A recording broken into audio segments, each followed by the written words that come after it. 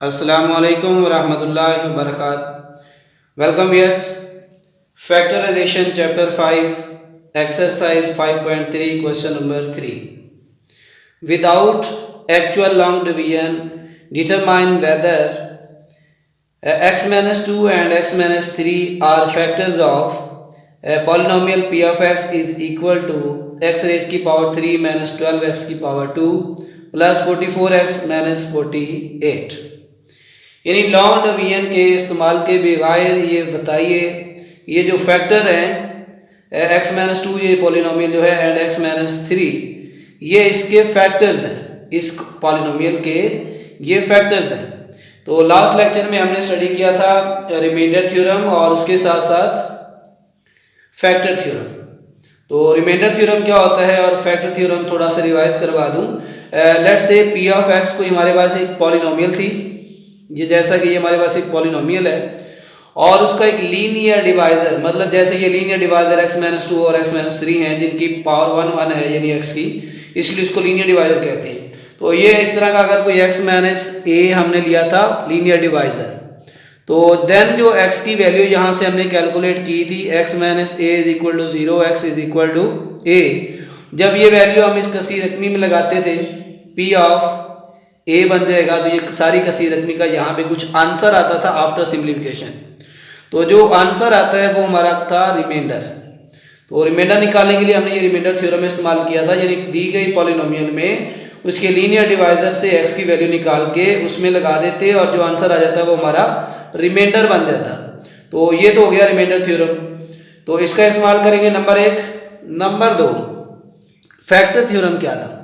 ये जो x माइनस a हमारे पास कोई पॉलिनोमियल होगी, ये इस p ऑफ x की यानी किसी रकमी का फैक्टर कहलाएगी अगर हमारा रिमाइंडर इसमें क्या आ जाए, इक्वल टू 0 आ जाए।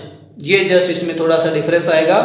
जब भी आप क्या करेंगे रिमाइंडर थ्योरम यूज करते हुए रिमाइंडर कैलकुलेट करेंगे इस किसी रकमी का, तो जो रिमाइंडर अगर 0 आता है उस फैक्टर पे, तो वो हमारा फैक्टर जो है पॉलिनोमियल जो है वो उसकी फैक्टर कहलाएगा। यानी जैसे x माइनस a कोई पॉलिनोमियल है, ये इस p ऑफ x किसी रकमी का फैक्टर कहलाएगी कब, जब इसका रिमाइंडर इस पॉलिनोमियल पे इक्वल टू 0 आएगा।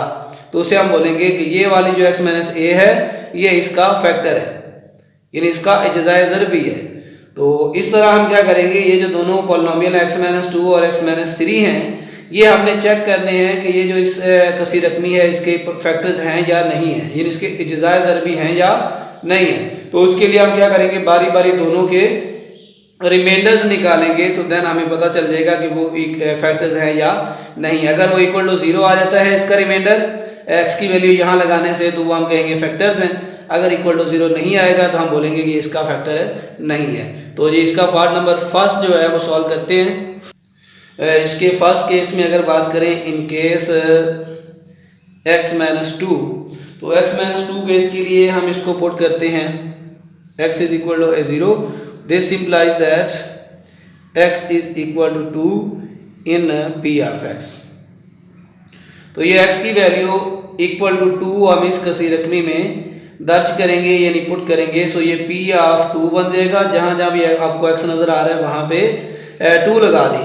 तो यहाँ भी 2 लगाएंगे, इसकी पावर 3 लेंगे, माइनस 12 लिखेंगे और साथ में 2 रेज़ की पावर 2 माइनस 44 और इंटू आ जाएगा 2 माइनस 48 आ जाएगा। अब इसको हम करेंगे जी सिंप्लीफाई। 2 की पावर 3 लेने से ये बन जाएगा 8 माइनस ये 12 आएगा और 2 की पावर 2 जो है वो हमारे पास 4 बनेगी। सो ये राइट करेंगे 4 माइनस 44 को 2 से किया 88 माइनस 48। वेरी इजी है, बस आपने इसको जस्ट 2 के ऊपर इसकी वैल्यूज निकाल लेनी है। तो ये 8 उसी तरह से 12 को 4 से ज़रब देंगे, 12 4 पर 48 और माइनस 88। सॉरी फॉर दिस, ये वाला यहाँ पे प्लस है, 44 प्लस का है तो ये प्लस आएगा, प्लस 88 माइनस का 48 आ जाएगा। और ये 48 माइनस में है, ये भी माइनस का 48 है, प्लस का 88 है। तो 88 प्लस 8 ये बन जाएगा 96 माइनस 48 माइनस 48 माइनस 96। -96 0। सो ये वाला जो केस है हमारा, यानी इसमें पी ऑफ 2 जो है वो इक्वल टू 0 आ गया। इट मीन्स कि रिमाइंडर 0 आया है, तो ये जो था x माइनस 2, इसको हम लिखेंगे एज रिमाइंडर इज 0 सिंस या सो x minus 2 is the factor of polynomial. ये जो है इज अ फैक्टर, यानी ये इसका इजाज़ दरबी है किसी रकमी p ऑफ x का। ये जो p ऑफ 2 इज इक्वल अगर 0 आ गया है तो इसका मतलब है x माइनस 2 जो है वो इसका फैक्टर होगा इस किसी रकमी का। तो सिमिलरली हम x माइनस 3 के लिए भी इसको सॉल्व करते हैं।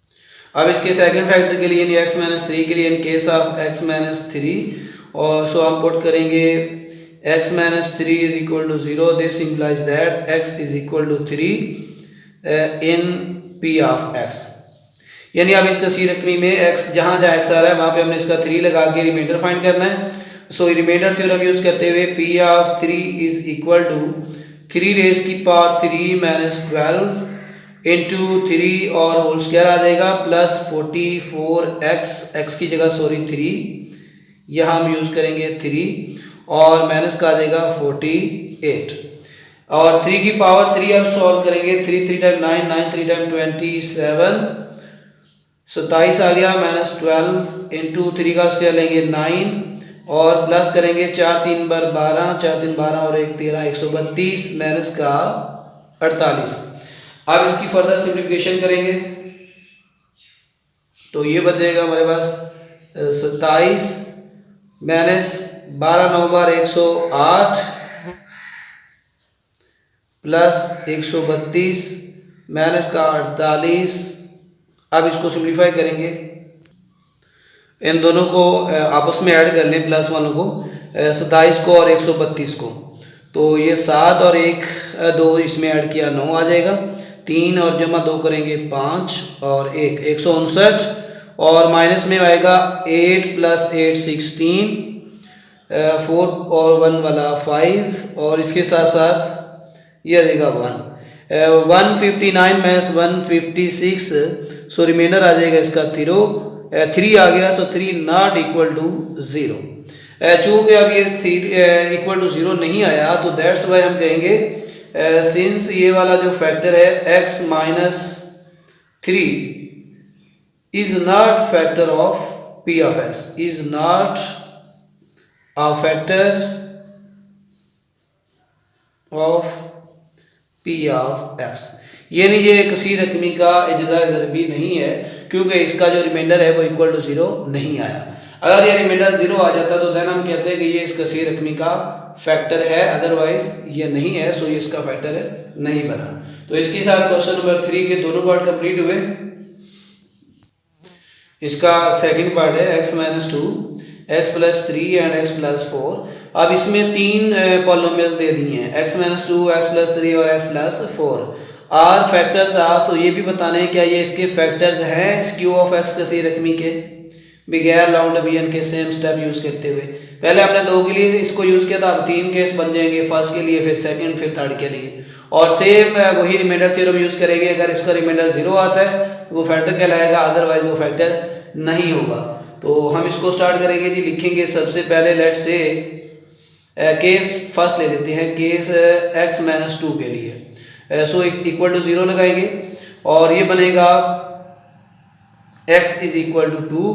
इसे हम क्या करते हैं जी क्यू ऑफ x, यहाँ किसी रकमी का नाम है क्यू ऑफ x। तो जहाँ जहाँ इसमें x आ रहा है वहाँ पे 2 लगा के इसको अब देखते हैं कि रिमाइंडर इसका क्या आता है। सो ये क्यू ऑफ 2 लगा दिया, यहाँ 2 रेज की पावर 3 राइट करेंगे प्लस 2 इंटू 2 का स्क्वायर माइनस 5 इंटू 2 माइनस 6। अब 2 की पावर 3 होता है 8 प्लस 2 इंटू 2 रेज की पावर 2 4 माइनस 5 2 टाइम 10 आ जाएगा, माइनस का 6 आ जाएगा। और ये 8 प्लस 8 4 2 टाइम 8 माइनस 10 माइनस 6। तो इसको सम किया 8 प्लस 8 16 और 10 और 6 माइनस का 16, तो 16 16 0।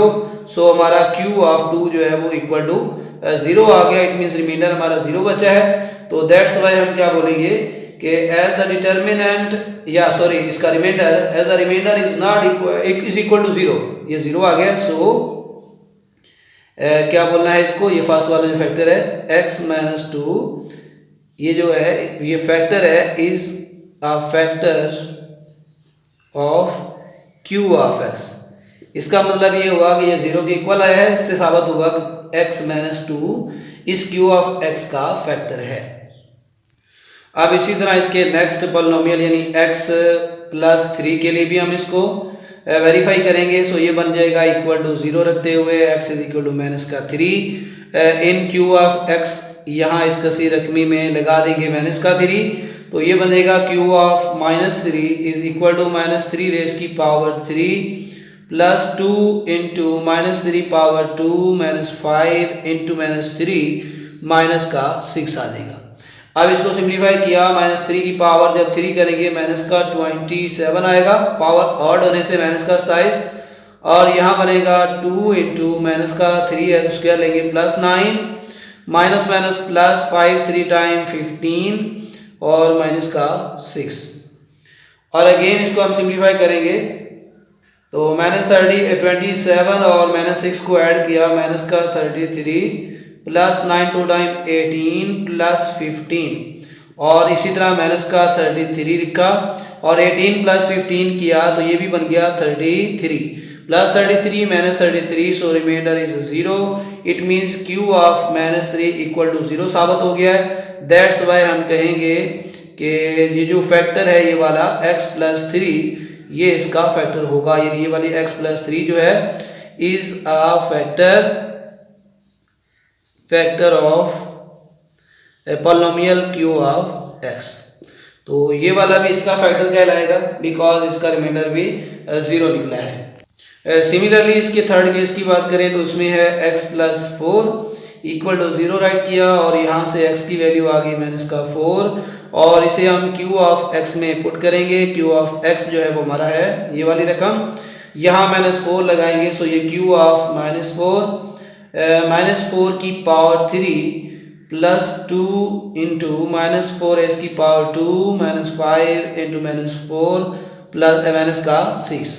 अब इसको सिंप्लीफाई करेंगे, सो माइनस 4 की पावर 3 होगा 64 64 साथ में minus because power is odd, so यहाँ पे आ जाएगा 2 इंटू माइनस 4 का स्क्वायर लेने से 16 प्लस में आएगा minus minus plus 5 to 4 time 20 minus 6 और फर्दर इसको सॉल्व करेंगे माइनस का 64 और 16 2 बार 32 प्लस 20 और माइनस का 6। अब ये माइनस वाली वैल्यूज दोनों को ऐड किया, माइनस 6 और माइनस 64 ये बनेगा माइनस 70 और प्लस वालों को ऐड किया तो 54 आया है।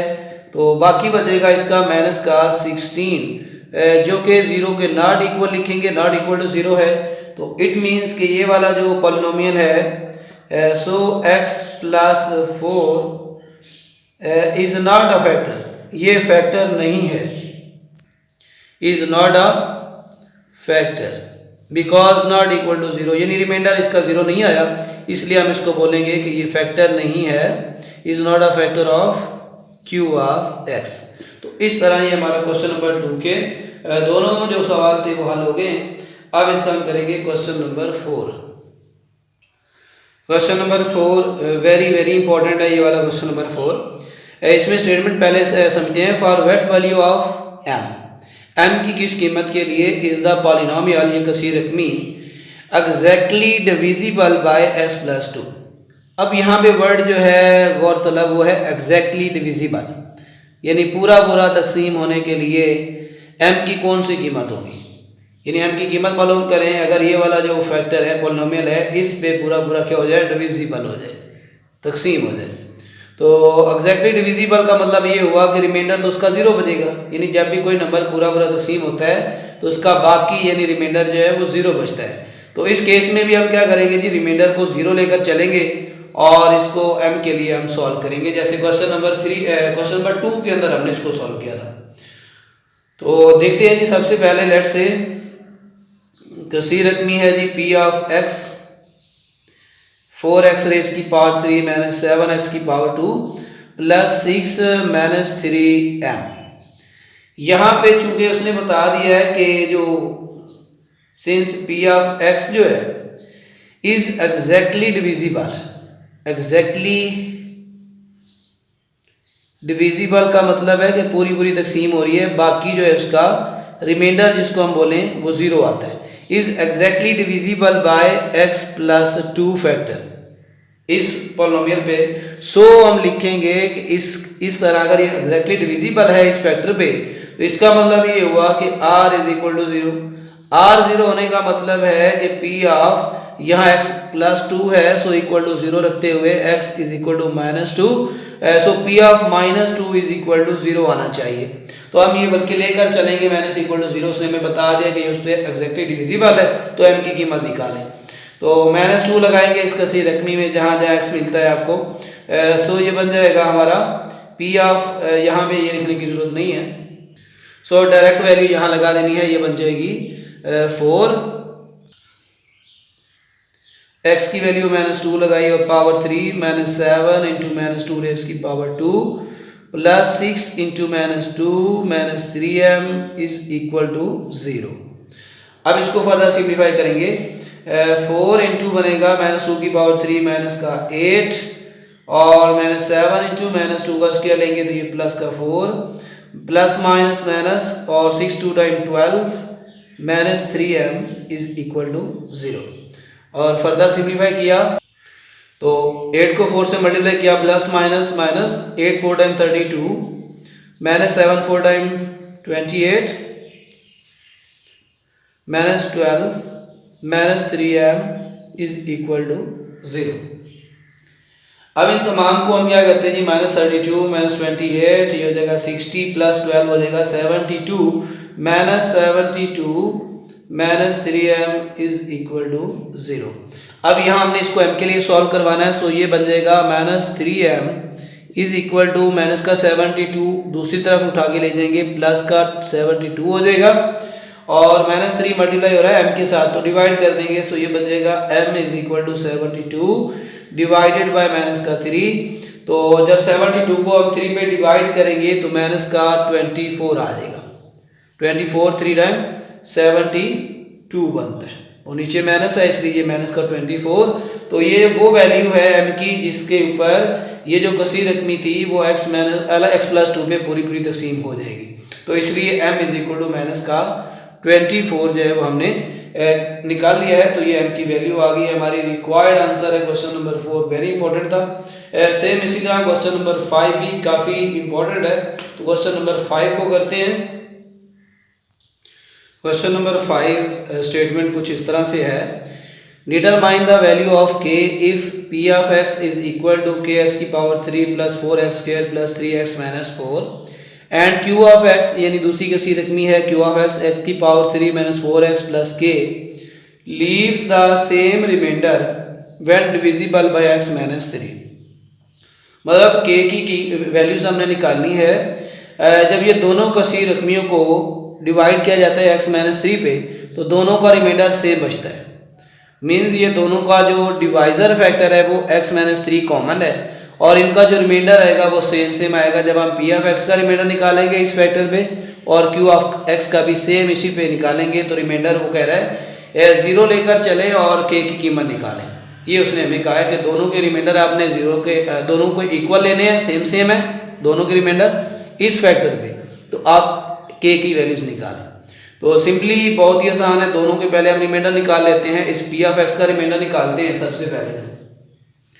तो व्हेन p इज डिविजिबल हम लिखें, इसके लिए अगर हम लिखें व्हेन p ऑफ x, ये वाली जो कसी रकमी है इज डिविजिबल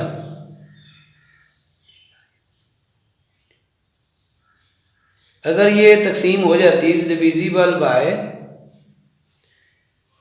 x माइनस 3 तो इसका मतलब है ये डिविजिबल है, यानी ये उसके ऊपर तकसीम हो जाती है पूरी रिमाइंडर उसका 0 आता है।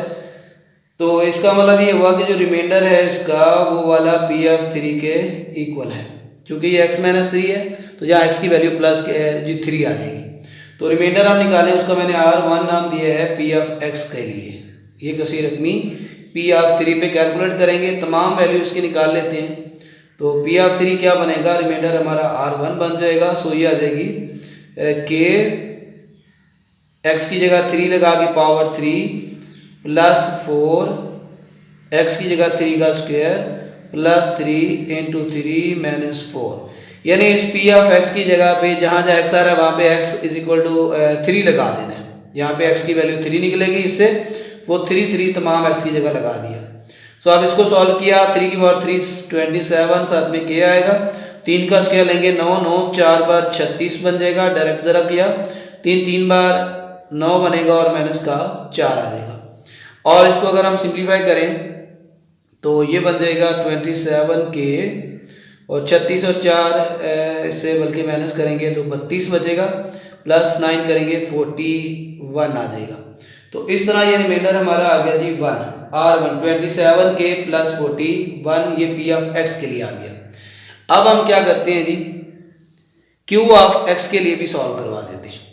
तो इसे भी क्यू ऑफ यानी R2 जो निकाल लेते हैं क्यू ऑफ 3 पे, यानी इस कसी रकमी का रिमाइंडर भी हम 3 पे निकालेंगे। तो ये बन जाएगा हमारे पास, यहाँ 3 लगाएंगे, 3 रेज की पावर 3 माइनस 4 इंटू 3 प्लस के आ जाएगा, और 3 की पावर 3 ये बनेगा 27 और माइनस 4 3 बार 12 जमा का के बच जाएगा।